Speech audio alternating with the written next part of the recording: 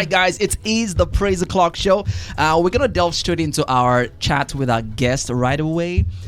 His name is Peterson Okopi, and it's his first time on Praiseworld Radio. So yes, we gotta make him. Where's the bell? Okay, yeah, we gotta make him feel welcome. Yes, we got Peterson Okopi in the studio with us this morning. Welcome to Praiseworld Radio. Thank you so much. How you doing? I'm doing just fine, thank you. How are you doing too? I'm great. I'm great. Well, okay, so we have about 15 minutes to talk. Okay. And there's a whole lot to say within 15 minutes. So let's just get into it already. First off, as a man of God that you are, all these things that you're wearing, all these fancy glasses, are you sure? Are you sure you're born again? I'm born again. And all these things, and all these things. Why? But have you heard people come at you like that and say, because they think you are a music minister, they think there's a way you should look, or way you should, a particular carriage you should have? I think, everybody has a picture of what they want you to look like, but you're defined by the word of God. All of these things are not what makes you. You have them because you have them. Some of them come as gifts. I don't reject gifts. When I feel like I just need to appreciate myself a bit, I do it. And I don't do this to distract people. I do it because when I add it on me, I look good. And it's not a crime to look good. In fact, you attract people to the love of God. Of course. Okay, so Peterson Okopi, I found out this morning or yesterday that you're actually a twin. Oh, yeah. Yes, I am. So how are we sure right now that this is Peterson Okopi? I mean, how can we be sure?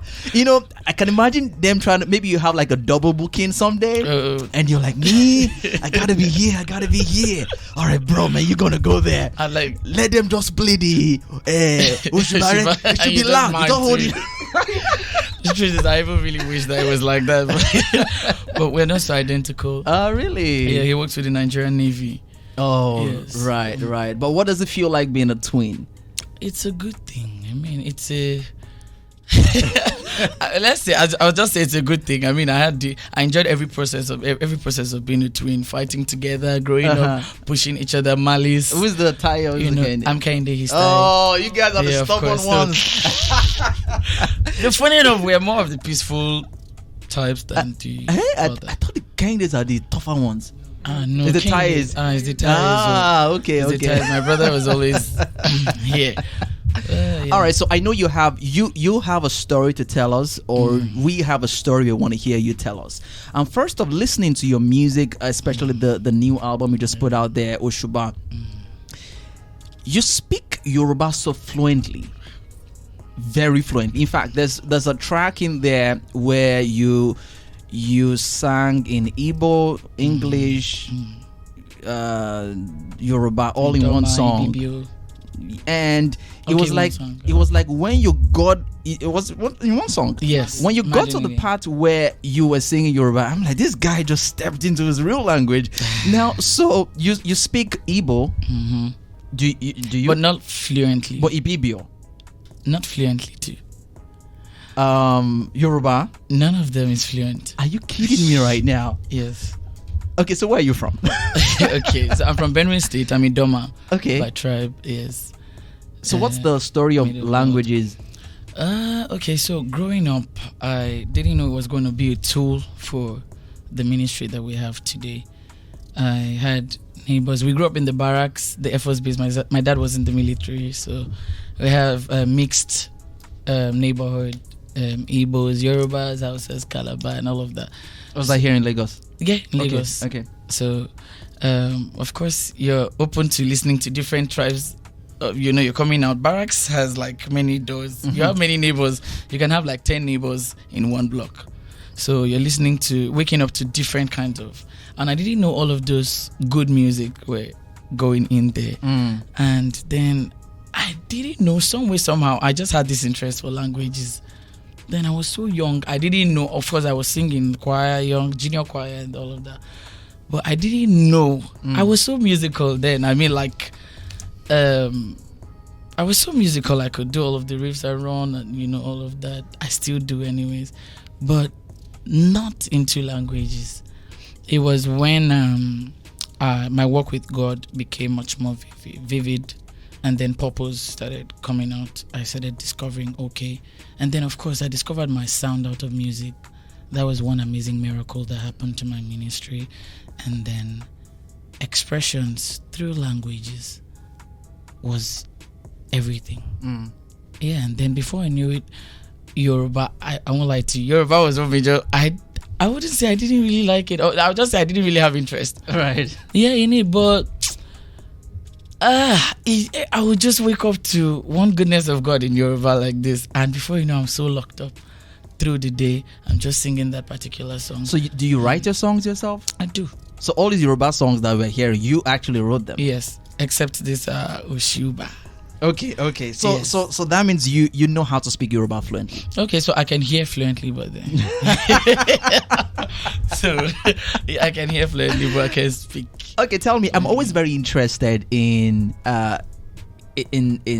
stories Okay. of how people move from point A to point B. So you've told us a lot about growing up and all of that. At what point would you say this was a tipping point for me? That when this happened, things just, started going in a new direction. When my father died. No, don't get I know that sounds weird. Okay, so the period my dad was going to die, it was an overwhelming period. When I think when Jesus knew that they were going to come for him, and he was always praying, talking to God, there was a sober period, and that was what was always happening that week. It was such a different week. I was clamoring for different things, unity within the family. I wanted us to pray together. I wanted us, and there was this morning I was having my 5 o'clock prayer. It hits differently anyways. So How long ago was this? This was in January. This year? Yes. Oh, wow. This was in January. So I had that prayer, and I heard God said something. He said, "You can't go into the palace like this." I'm like, am I doing something wrong? So I had to start running a quick check on me. I knew it was time for something, but I could not lay my hands on it. So apparently, when my dad died, it opened me to another brokenness level with God. Yes. So I knew I was always before God, expressing the good, the bad, just everything. It was just God all the time. So I knew I would get so much of God. I knew God was going to have my attention 100%. And that was where I was receiving so much from God that the world would ever need. In such a time as this, I didn't know that was what was going to happen. So when it happened that my dad died, I was just leaving administration in Ibadan, and my mom called me that my dad died. Of course, I didn't know how to feel because I've never been there before. So there was such a period, and then coming back from the whole burial arrangement, the first opportunity was to come and express the gift of God. The Messiah's Marathon Praise redeemed for Daddy Gio, and then that was the first time I would hold the mic after the burial. Like after 2 weeks or 3 weeks, I didn't know what I would sound like. I didn't even know if it was going to. I didn't know what God was going to do, but I'm like, this shouldn't shut my praise. This shouldn't shut. I think I've gotten so much from God, and God wanted to do something. And boom, when I got to that stage, it was like I have never known myself before. All this while, I've been working with Jesus. I've been doing, but there's just this point where you are even wild about what God just did, and you're like, I really want to even watch the video. I want to see, and I'm watching and I'm crying. I can't recover from what God is doing, and the impact was just so immediate, and people were looking for, and I'm trying to see what is the special thing that I did here. Standing on that stage, my feet, I knew what I was going through, but look at what God started doing. And then people, when you get to hear that people, this person is healed, this person got healed while you were ministering, that's God carrying you. And then I knew that there's got to be more than this. and I had to go back for more and more and more and more. That's why we're here. Wow. So there's a lot of induced lessons we can learn from that. But directly from you now, what lesson would you say someone listening right now or watching can pick from this encounter that you had? When God is going to put you out there, if God is going to trust you with the assignment of people, He will shake you. He will shake you to vet your motive for going into what you went into. He will your whatever. If it's a ministry, it has to be proved. So I knew that there was going to be a shaking. For every stability, there has to be a shaking. The waters will be troubled to test you. And if you still hold on to God, of course, God knows how to honor His people who have tarried for a long time. Because I didn't just start, walking with God, the ministry, being a blessing, but it was just a time where God said, Peterson, okay, it's time. And I knew, when all of these things happened, because it happened at a point, there was a time God asked me, what if the big stage never comes? And I'm like, as long as you take care of me, I won't beg for bread, but I glorify you. I'm fine. It doesn't matter. You, Jesus, you are my platform. That is what I always declared. So it sank into me. So I trusted God for the right response to always give back to Him. And He helped me.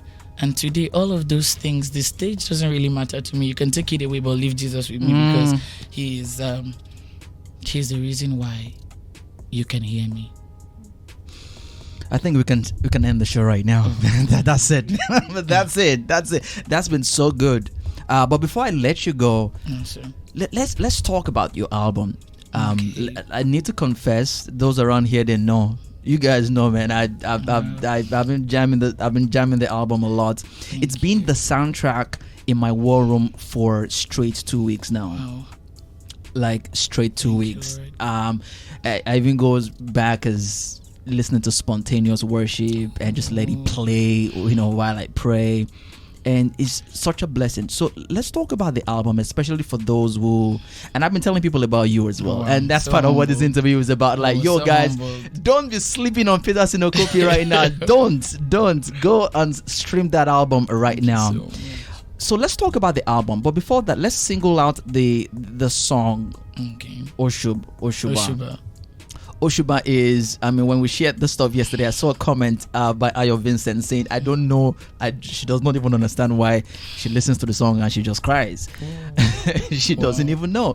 So this song, I want you to share with us what the song is about, because people who don't even understand Yoruba are kind of catching a vibe, spirit in the song. What is this song about?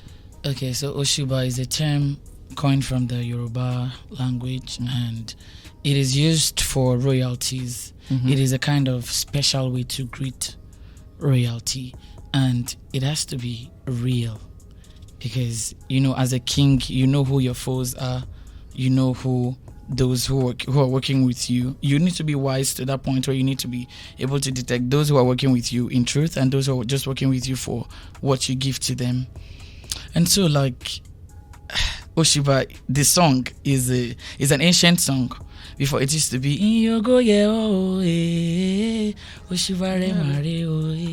yeah. So, but I've known it when the barracks I had to go back. My neighbor Mama Leko.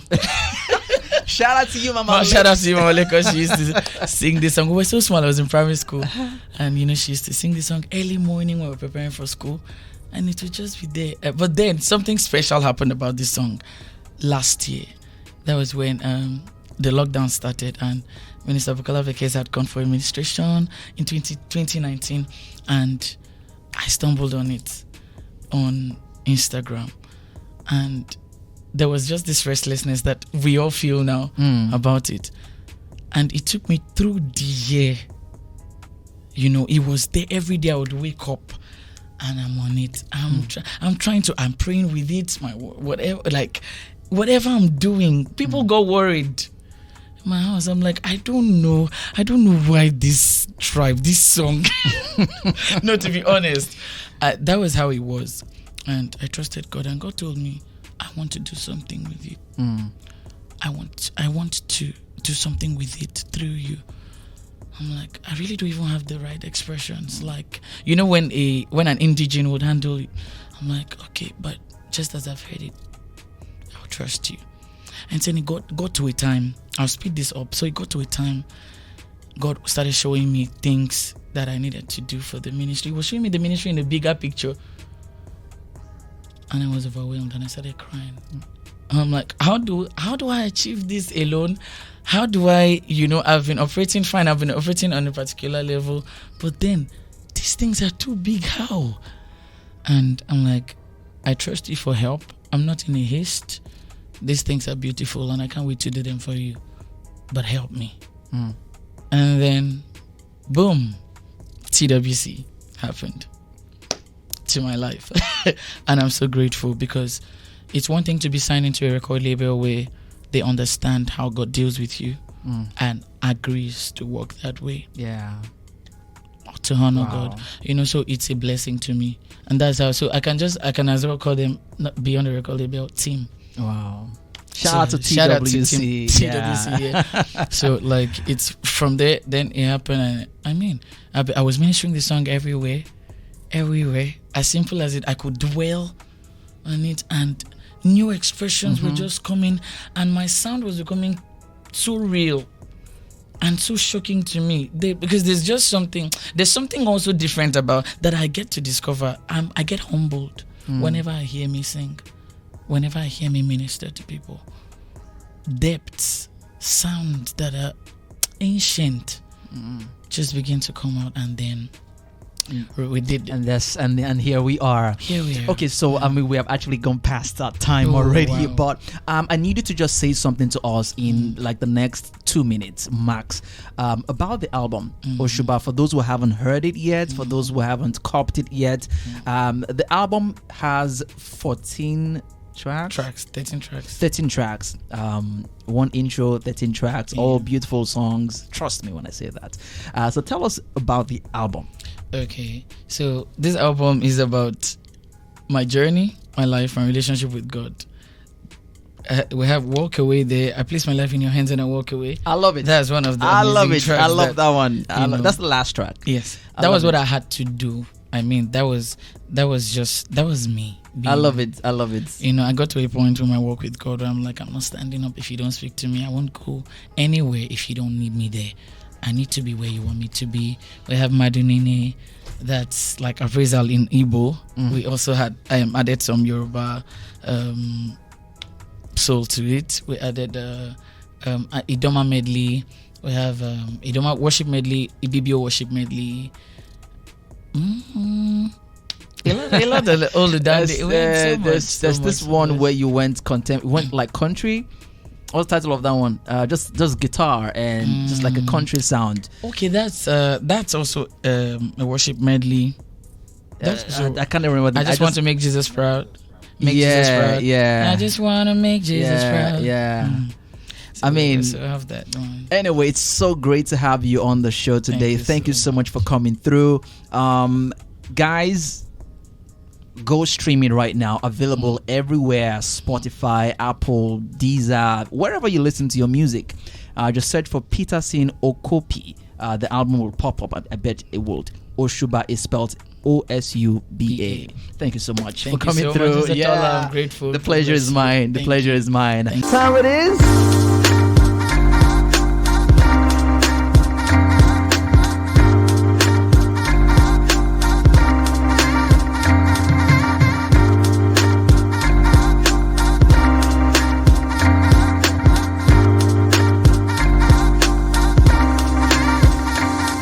It is the Praise the Clock Show, 10 a.m. West African time, every Monday, Tuesday, Wednesday, Thursday, and Friday. Every weekday, right here on PraiseworldRadio.com. We have all the very best of news, gist, music, and so much fun. All right, so make sure you catch us every weekday. Follow us on social media, Twitter, Instagram at PraiseWorld_, and don't forget to subscribe to our YouTube channel on YouTube, Praiseworld TV. Oh, it's time. It's Praise the Clock. I'll see you.